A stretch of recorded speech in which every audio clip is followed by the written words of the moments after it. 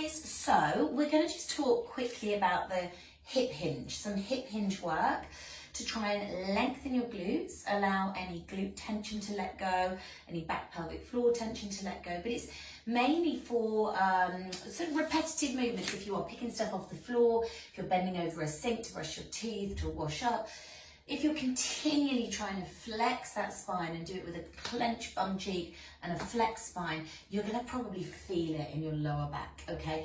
So I'm going to teach you the hip hinge if you don't already know it, just so you can practice it when you're doing your sort of day-to-day activities to see if it just takes that pressure off the lower back. There is nothing wrong with flexion. Flexion's great, and we do roll down work, we do rolling like a ball, we do loads of flexion work in Pilates. It's great. But if you're using it repeatedly to pick things up off the floor and you're constantly doing this flexion position, this tucked position here with the bum, then you are probably going to get some aches and pains in your lower back. So what I want you to do, I want you to stand quite near a wall, okay, just so that you can pick up the first sort of bit of this hip hinge a little bit easier. So it is like you've had a blow to the hips, okay? We're not going through the back. There's no extension or flexion through the back. And be really careful you don't overextend this way. Top tip for that, feet in parallel.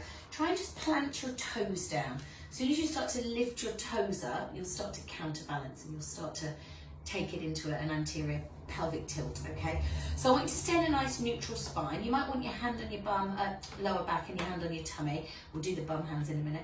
And then all I want you to do is try and reach back with your bum towards the wall, okay? So you're reaching back with your bum towards the wall. If your wall is too far away and you're lifting your toes and you're overarching, walk back towards the wall a little bit. It's sticking to the max. It's so hot in here. Now take your hands onto your bum. Put your hand on your bum, maybe both hands.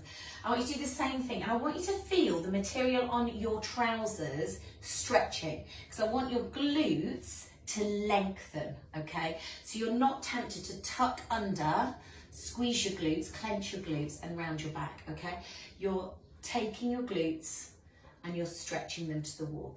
And the better you get at this, the more you can just move away, and you can come back a bit more, and you can bend your knees as much as you want, okay? But keep your toes down so you don't end up in this overarch. You really don't want to be working and screaming into these lower back muscles.